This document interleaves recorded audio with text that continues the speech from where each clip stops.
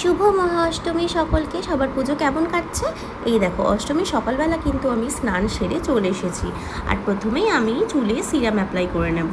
সেটাকে হাতে নিয়ে ভালো করে একটু গরম করে নিচ্ছি, যাতে সেটা চুলে অ্যাপ্লাই করলে চুলে অনেকটা প্রোটিন প্রদান করে। তো সেটা ভালো করে চুলের মধ্যে আমি অ্যাপ্লাই করে নেবো। চুলটা এখন আমার একদম ভেজা রয়েছে, আমি কিন্তু জাস্ট টাওয়াল ড্রাই করেই এটা অ্যাপ্লাই করি। এই দেখো, এবার আমি একটু হালকা করে মেকআপ করে নেব। অষ্টমীর সকালবেলা কিন্তু অত সময় থাকে না যে ভালো করে বসে সময় নিয়ে মেকআপ করব। হ্যাঁ, সময় থাকে, কিন্তু আমাদের মায়েদের কাছে কিন্তু কম সময় থাকে, কারণ এরপরে কিন্তু মেয়েকেও রেডি করতে হতো। তো সেই জন্য আমি যতটুকু যা যা দরকার সেগুলো ইউজ করেছি। প্রথমেই আমি ইউজ করে নিয়েছিলাম গ্রিপ স্প্রে, যেহেতু প্রচণ্ড ঘাম হচ্ছিল। আর তারপরে আমি অল্প একটু ময়শ্চারাইজার ইউজ করে নিয়েছি, কারণ কদিন ধরে স্কিনের মধ্যে বেশ কিছু মেকআপ হওয়ার কারণে স্কিনটা কিন্তু একটু ড্রাই হয়ে গেছে। আর আমার স্কিনটা অলরেডি প্রচণ্ড ড্রাই, সেই জন্য কিন্তু আমি একটু ময়শ্চারাইজার ইউজ করে নিয়েছি। ভিডিওটা করার সময় আমি কিন্তু অনেক কিছু শেয়ার করেছিলাম, কিন্তু এত বাসে ঢাকের আওয়াজ হচ্ছে যে কথাগুলো কিছুই শোনা যায়নি। তার জন্য সব কথাগুলোকে কাট করে আবার আমাকে ভয়েস ওভার দিতে হয়েছে। যাই হোক, তোমাদের জিনিসগুলো ঠিকঠাক বোঝাতে পারলেই হলো। এবার দেখো, আমি এখানে একটা কনসিলার নিয়ে নিয়েছি। এটা হচ্ছে ফরএভার 52 কনসিলার। তো সেটাকে আমি ইউজ করে নিচ্ছি আমার ব্ল্যাক স্পটে।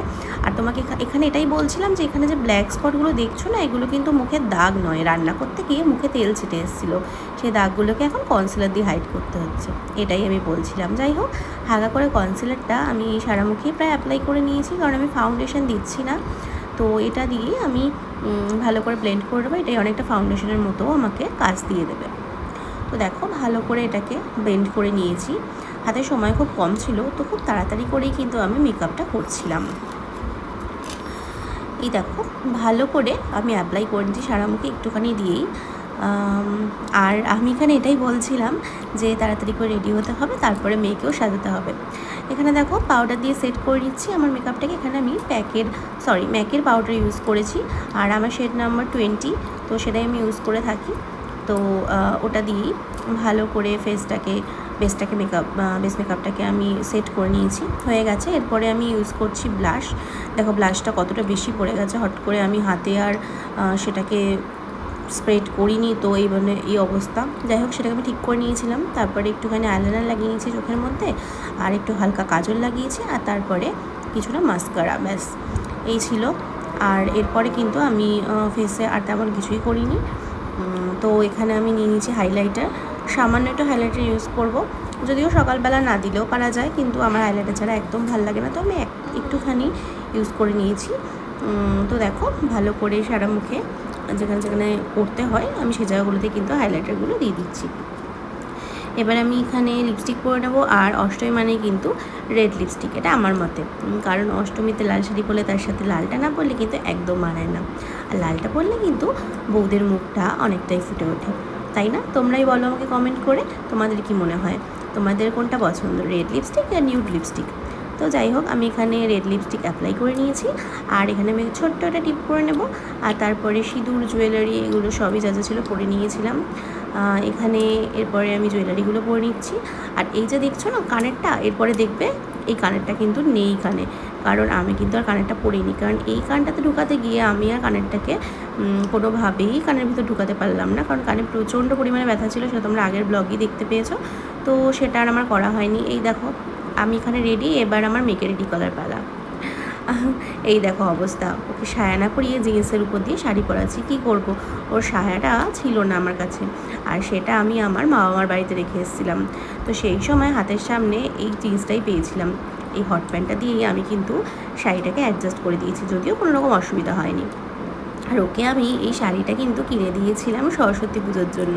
গত বছর কিন্তু সরস্বতী পূজায় আমরা বেরোতে পারিনি, আমার কাজ থাকার দরুন সরস্বতী পুজোয় কোনোবারই আমরা বেরিয়ে উঠতে পারি না, মনটা ভালো ছিল না, তাই জন্য ভাবলাম এটা দুর্গাপুজোর অষ্টমীতেই পরানো যাবে।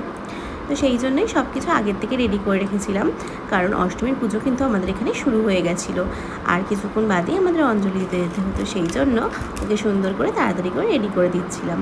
আর ও কিন্তু খুব এনজয় করছিল। দেখো, ওর কিন্তু খুব আনন্দ হচ্ছে। ওকে স্নানটা কিন্তু ওর বাবাই করে দিয়েছিল, কারণ আমি আগে রেডি হয়ে গেছিলাম। আমরা সবাই মিলে একসাথে হাতে হাত লাগিয়ে সব কাজ করি, সেই জন্য আমাদের কাজগুলো খুব তাড়াতাড়ি হয়ে যায়, আর সবাই কিন্তু খুব আনন্দ পায়। আর সবচেয়ে বড় কথা, আমার মেয়েও কিন্তু এগুলো দেখে দেখে সব কাজ করা শিখে যাচ্ছে। এই দেখো, এই কোমর বন্ধনী দিয়ে ভালো করে সেট করে দিচ্ছি। দেখো না কত পকপক করছে, ওর কিন্তু অনেক আনন্দ হচ্ছিল সাজুগুজু করতে।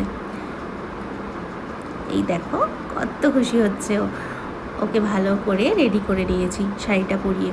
এই শাড়িটা পরে কিন্তু আমার মেয়েকে একদম মা দুর্গার মতো লাগছে, তাই না? তোমরাই বলো। এই যে এবার চুড়িগুলো পরিয়ে নিচ্ছি। এই চুড়িগুলো এবছর ওর জন্য কিনে এনেছিলাম। এবার আমি ওকে সামান্য একটু লিপস্টিক করে দেবো। বাচ্চা মানুষদের ঠোঁটে কিন্তু লিপস্টিক দেওয়া একদমই উচিত নয়, কিন্তু বায়না করাতে আমি সামান্য একটুখানি লিপস্টিক ঠোঁটে দিয়ে নিয়েছিলাম। পুজোর সময় কী করে না করি বলো, একটুখানি দিয়ে এবার আমি ওকে সুন্দর করে সাজিয়ে নেব। আর ও এখানে বলছে আমাকে একটুখানি আইলাইনার পরিয়ে দাও, একদম একটুখানি ছোট্ট করে। আমি সেটাই ওকে করে দিচ্ছিলাম। তো সেই আইলাইনারটা পরিয়ে নেওয়ার পর এই দেখো আমার মেয়ের ফাইনাল লুক। তোমরাই বলো, মা দুর্গার মতো লাগছে না ওকে? কিন্তু মণ্ডপে নিয়ে গিয়েও ভগবানের কাছে দাঁড় করিয়ে ঠাকুরমশাই পুজো করেছিল হাতে পদ্ম ফুল দিয়ে। এটা আমার তোয়ার কাছে আর আমাদের কাছে একটা কিন্তু বড় পাওনা। মা কিন্তু আমাদের অনেক আশীর্বাদ করেছে, আর মায়ের পায়ে ছোঁয়ানো পদ্মফুল কিন্তু এখন আমার বাড়িতে রয়েছে। এই দেখো মায়ের মূর্তি, কত সুন্দর না প্যান্ডেলটা। এটা আমাদের এবছরের নতুন পাড়া, যেখানে এসে কিন্তু আমরা অনেক আনন্দ করছি। আর দুপুরে চলে গেছিলাম আমার মা বাবার কাছে। আর অষ্টমীর দিনে প্রতি বছর আমাদের বাড়িতে এই মাটনটা হয়, তো সেটাই আমরা খাচ্ছিলাম। দেখো একদম পাতলা ঝোল, কিন্তু বাড়ির রান্না মানে বাড়ির রান্না। আর এই দেখো নাল্লি পিস, যেটা আমার সবচেয়ে ফেভারিট, আর আমার মা তোমাকে সেটা দেবেই, না দিলেই নয়। তো এইভাবে আমার দুপুরের খাওয়া শেষ হয়, আর রাত্রিবেলা বেরোনোর সময় আমরা সুন্দর করে সাজুগুজু করে নিই। এই দেখো আমার মেয়েকে কেমন লাগছে তোমরা সবাই বলো। এই ড্রেসটা কিন্তু ওর বাবা দিয়েছে, আর আমরা অষ্টমীতে কিন্তু আমাদের বাবাদের ড্রেসই পরে থাকি। এটা ছোটোবেলার থেকেই হয়ে আসছে, যদিও এবছর আমার বাবার ড্রেস পরা হয়নি, আমি আগেই পরে ফেলেছিলাম, কিন্তু আমার মেয়েকে কিন্তু ওর বাবার জামাটাই পরিয়েছিলাম। আর দেখো তো কেমন লাগছে, তোমরাই বা জানো আমার মেয়েকে কেমন লাগছে দেখতে। তো আমরা বেরিয়ে পড়েছিলাম, খুব দূরে যাইনি, এই আশেপাশেই ঘুরেছিলাম, কিছু ঠাকুর দেখেছিলাম। আর এই মণ্ডপটা আমার খুব পছন্দ হয়েছে, বিশেষ করে আমার মেয়ের জন্য, যেহেতু এখানে একদম বাচ্চাদের থিমের উপর করা হয়েছে। আমার মেয়ের কিন্তু এই মণ্ডপটা খুব পছন্দ হয়েছে। এখানে অ আ ক খ সব কিছু ছিল, আর আমাদের ছোটোবেলায় সেই সহজপাঠের স্মৃতিগুলো কিন্তু আস্তে আস্তে ফিরে আসছিলো। এটা ছিল বেলঘড়িয়ার কালী মন্দিরে। আর এই দেখো আমি এখানে একটুখানি স্টাইল মেনে নিচ্ছি, যদিও সেটা আমার দ্বারা হয় না, তবুও সবার ভিডিও দেখে দেখে একটু চেষ্টা করি। আর এই আমার মেয়েকে দেখো এখানে এসে নাচ করছে। আর দেখতে পাচ্ছ তো রাস্তার অবস্থা, তোমরা তো সবাই জানো কালকে কী বৃষ্টিটাই না হয়েছিল, তাই জন্য আর সেরকমভাবে ঘোরা হয়নি। আর আমার মেয়েকে কালকে আমি ভুলবশত অন্য জুতো পরিয়ে দেওয়ায় মেয়ে হাঁটতেও বেশি পারেনি, মাঝখান দিয়ে আমাদের ঘোরাটা প্রায় মাটি হয়ে গেছিলো। আর এই যে রাত্রি বাজে এখন 12:30, কে বলবে, দেখো সারা রাস্তায় কিন্তু আলো ঝলমল করছে। আর এটা ছিল আমার মা বাবার পাড়ার পুজো। এই মণ্ডপে কিন্তু প্রতি বছর আমি অঞ্জলি দিয়ে থাকি, এবার নতুন জায়গায় যাওয়াতে সেখানে অঞ্জলিটা দিয়েছিলাম। তাই এই রাত্রিবেলা ঢুকে কিন্তু সুন্দর করে দেখে নিলাম মণ্ডপটা, খুব সুন্দর হয়েছিল। আর দেখো এখন বাজে প্রায় রাত 1টা, আর মণ্ডপ কিন্তু একদমই প্রায় ফাঁকা ফাঁকা হয়ে গেছে এখানে। আর বাড়ি এসে আমি একটু নিজেকে দেখিয়ে দিচ্ছিলাম, তোমরা বলো কেমন লাগছে এটা।